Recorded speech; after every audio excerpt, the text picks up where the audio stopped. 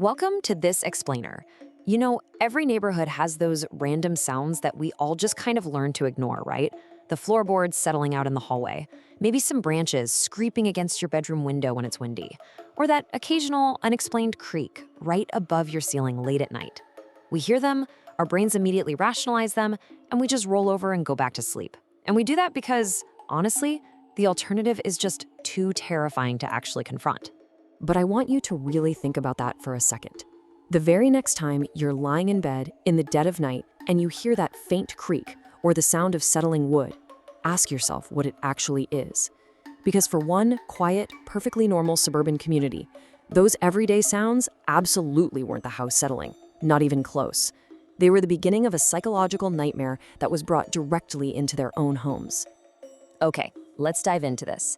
The chilling reality of the rooftop stalker comes down to one incredibly simple, unsettling fact. Sometimes someone is up there. It's the paralyzing reality of a predator operating literally in plain sight, but existing just outside our normal, everyday field of view. Let's look at exactly how this terror actually began to unfold. Part 1. Sounds in the dark, the first dismissals. The psychological terror in this particular suburb didn't kick off with a smashed window or a kicked-in front door. It started with really small, seemingly insignificant details after dark. The early signs were so easily dismissed. A quick shadow gliding across the roof shingles, soft rhythmic scraping sounds right above the bedrooms, that undeniable primal feeling of being watched, but, not being able to pinpoint where it's coming from.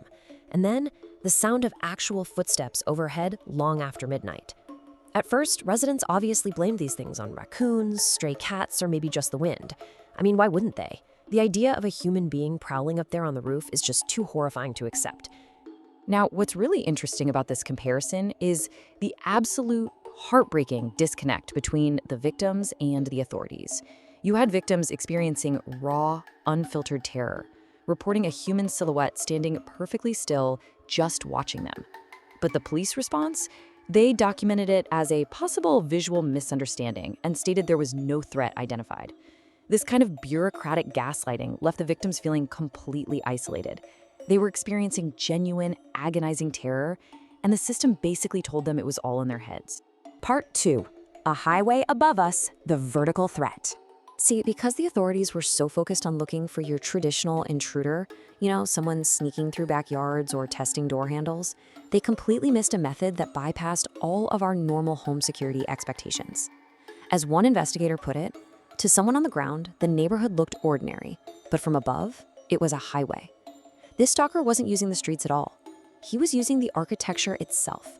He took advantage of overlapping roof access points, really tight alley spacing, and low transitions between interconnected structures. He basically mapped out the entire neighborhood vertically, moving silently across huge sections of the community without ever letting his feet touch the ground. He was completely bypassing security cameras and motion lights. And this brilliantly illustrates why he was so successful. The danger came entirely from elevation. There were no broken doors, no signs of forced entry whatsoever. The threat was coming from literally the one exact place that human beings, and frankly, our home security systems, don't naturally look. Straight up. Part 3. Ignored warnings and escalation. From watching to intruding. As the hot summer months rolled in, the stalker grew a lot bolder. Those distant, easily rationalized nighttime noises morphed into something physical, up close, and deeply horrifying. Just imagine the psychological toll of this escalation. A teenager wakes up in the middle of the night to see a literal face staring down at her through the skylight glass. A woman is in her home and hears actual human breathing coming from right above her attic vent. And then the physical intrusions start. A hallway chair slightly repositioned inside a locked house. A faint footprint found near an upper air vent. When one terrified woman called dispatchers, pleading that she felt like someone was literally living in her ceiling, the responding officer actually suggested that stress or anxiety was affecting her perception. They refused to even check the attic. When investigators finally did get up into those crawl spaces months later, the cold, hard evidence they found was just staggering. We're talking food wrappers and water bottles, which proves extended occupation, compressed insulation that perfectly matched the body weight patterns of someone sleeping up there night after night, and honestly, the most chilling part of all, notes and schedules. This completely proved it wasn't just some random trespassing, it was prolonged, intentional, predatory surveillance.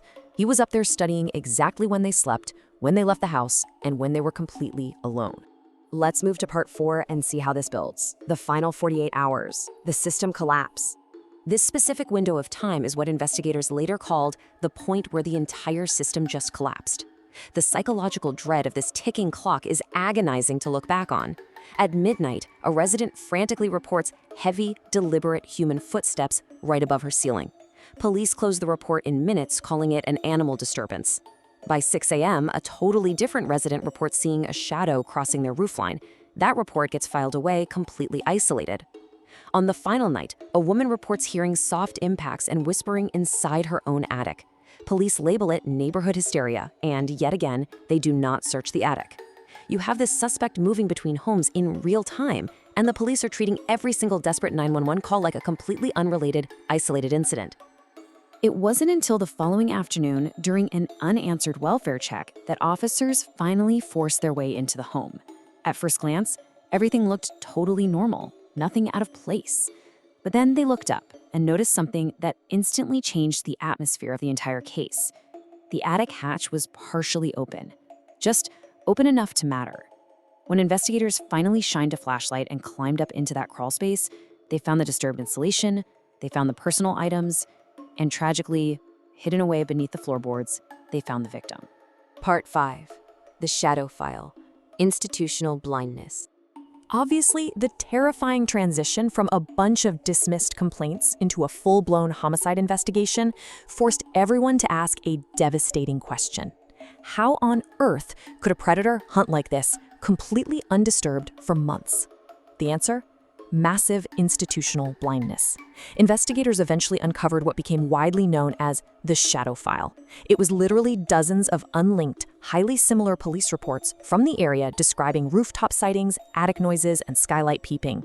The stalkers stayed invisible simply because all this crucial information was fragmented across different police districts. There was no automated system to connect the dots and flag the pattern. The community had been desperately warning the authorities for months, but the system totally failed them. As you can imagine, the public outrage that followed was immense. Families demanded accountability, loudly questioning how so many crystal-clear warnings could just be minimized and ignored. This huge push for systemic change finally culminated in the year 2026. By 2026, we started seeing new legislation, informally known as stalking and architecture laws, emerging across several states. These laws were specifically designed to prevent future tragedies by mandating strict investigation procedures for non-traditional trespassing. Basically, they force authorities to treat reports of attic intrusions, roofline movement, and crawlspace occupation not as paranoia or stress, but as legitimate, incredibly urgent warning signs. They legally compel the system to take a vertical threat pattern seriously right from the start. So the crucial point is this. The Rooftop Stalker didn't survive for so long just because he was super agile or stealthy.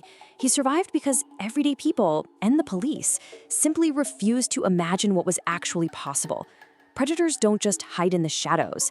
They thrive in the blind spots created by our own disbelief.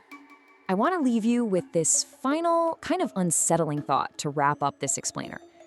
Tonight, when your house gets perfectly quiet and you're just lying there in the dark, are you absolutely sure those sounds above you are just the house settling?